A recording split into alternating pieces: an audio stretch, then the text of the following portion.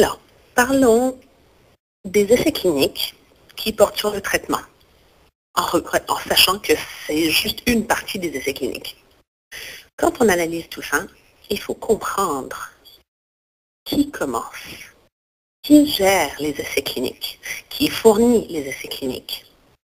Et la plupart des fois, en cancer, c'est fait par un organisme reconnu au niveau provincial ou national. Au Canada, nous avons eu beaucoup de chance parce qu'on a l'Institut national du cancer qui a un groupe qui organise les essais cliniques à Kingston, à l'Université Queen's. Joe Pader et Ralph Meyer, plus récemment, ont géré ce groupe-là. Et ce groupe a une grande influence sur les essais cliniques de grande qualité et sur le style de vie des gens affectés du cancer au Canada. Donc, je suis très fière que ça ait eu une reconnaissance au niveau national et international. Également parce que ce groupe a contribué de façon significative à la santé des gens.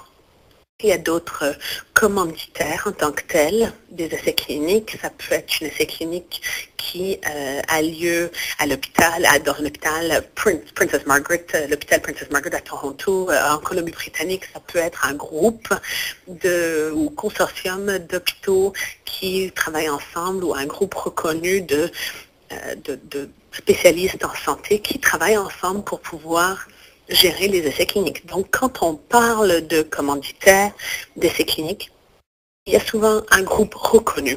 Aux États-Unis, nous avons plusieurs groupes différents. Peut-être que vous avez déjà entendu parler de certains groupes. Un des groupes, c'est le GOG, Gynecological Oncology Group. On a le SWOG également, un autre groupe. Et il y a plusieurs groupes aux États-Unis, y compris l'Institut national du cancer, qui vont peut-être commanditer ou financer les essais cliniques. Un des éléments cliniques par rapport aux essais cliniques, quand on va au-delà de la connaissance que nous avons déjà pour pouvoir améliorer la vie des gens atteints du cancer, c'est le besoin de s'assurer que les participants et les participantes sont bien protégés. C'est permis d'aller au-delà des connaissances qu'on veut, mais on ne veut pas mettre la vie en danger des gens. Donc, n'importe quel essai clinique qui a lieu au Canada nécessite un comité de vérification, ce qu'on appelle un conseil de révision. Souvent, ce conseil de révision ou un comité d'éthique, en fait, fonctionne dans le cadre d'une université. Parfois, ça fonctionne dans le cadre d'un hôpital. Et la plupart du temps, ça comprend une université canadienne qui gère avec le comité d'éthique. Et ça nécessite qu'on a un groupe formel avec des tierces parties qui revoient les essais cliniques avant que ça soit mis en place. Une fois que cette approbation soit attribuée par le comité d'éthique, ce n'est pas une approbation une seule fois, hein. En fait, il y a un processus qui nécessite que ce conseil reçoit de l'information par rapport à la sécurité des essais cliniques et les résultats pour s'assurer qu'il n'y a jamais de risque pour les participantes pendant l'essai clinique. Et ça, c'est très important à comprendre quand il s'agit d'analyser les essais cliniques au Canada. Nous savons également que chaque essai clinique a ce qu'on appelle des critères de participation. Et je sais que quand je parle aux patientes et leurs familles, très souvent, les gens vont venir me voir dans mon bureau et ils vont dire qu'ils sont au courant de l'essai clinique qui est en place. Peut-être que ça peut être aux États-Unis, au Canada, dans une autre province. Et est-ce qu'ils peuvent participer? Une des choses qu'on analyse, c'est est-ce que cette personne-là est éligible? La raison pour laquelle on analyse ça, c'est parce que si on veut générer des nouvelles connaissances, il faut comprendre que les connaissances qu'on génère a un impact sur un groupe particulier de personnes atteintes d'un cancer particulier. Donc, ça peut être, par exemple, le type commun de cancer des ovaires, c'est un cirrhus de l'ovaire. Et ça peut être un des critères de participation. Ça peut également être le fait qu'il y a des limites par rapport à d'autres comorbidités, telles que les gens qui ont certaines maladies rénales, maladies cardiaques. Peut-être que ces gens-là ne peuvent pas participer parce que ces comorbidités vont avoir un impact ou compromettre la capacité du traitement d'avoir un impact positif sur le cancer. Et ce qu'on fait pendant un essai clinique, c'est qu'on veut savoir si l'intervention fonctionne ou pas.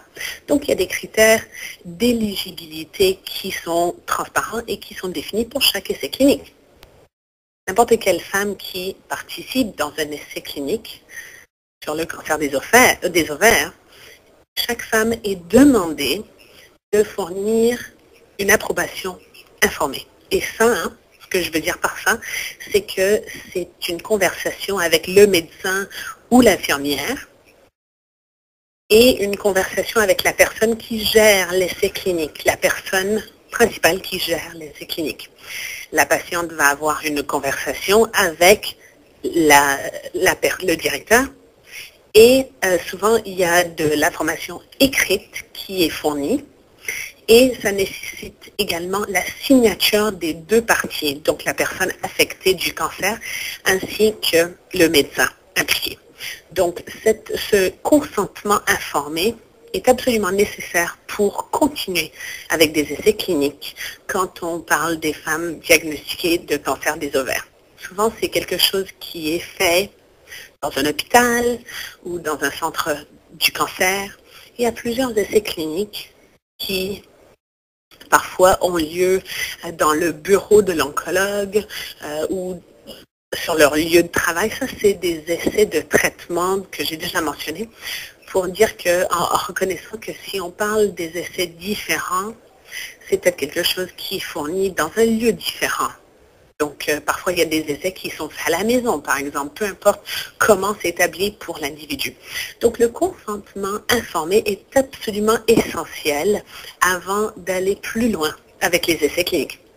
Je pense que, rendu là, ça serait important de changer un petit peu de vitesse et de vous donner un petit peu d'informations par rapport à comment nous, en tant que cliniciens, nous considérons les essais cliniques.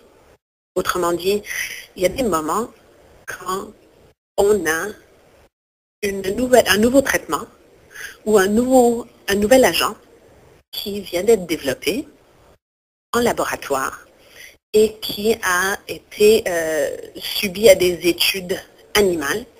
Ça, c'est les données précliniques. Et ces données précliniques vont suggérer que, mettons qu'on parle d'un médicament par exemple, ça peut suggérer que ce médicament peut être avantageux pour les personnes affectées par la même maladie. Et donc, quand on utilise ce médicament pour la première fois chez les gens, chez les personnes, il faut être absolument sûr que c'est sécuritaire. Et donc, on parle des essais de phase 1. Les essais de phase 1, c'est lorsqu'on commence à utiliser le médicament chez les personnes. On veut savoir quel est le bon dosage, quel est le dosage maximal qui est toléré avant que ça commence à imposer des effets secondaires, ce qui est sécuritaire par rapport à cette intervention ou ce médicament. Ça, c'est ce qui se passe avec les médicaments de phase 1. Et donc, beaucoup de gens disent « Ah, mais moi, je sais qu'ils font des études de phase 1 par rapport à tel et tel médicament. Est-ce que je peux avoir accès ?» Et moi, ma réponse souvent, c'est que en phase 1, les gens doivent comprendre que le résultat analysé est à savoir si le médicament est sécuritaire ou pas. Ça peut être avantageux ou pas. Ça, c'est l'idée, ça, c'est la raison d'être des essais de phase 1.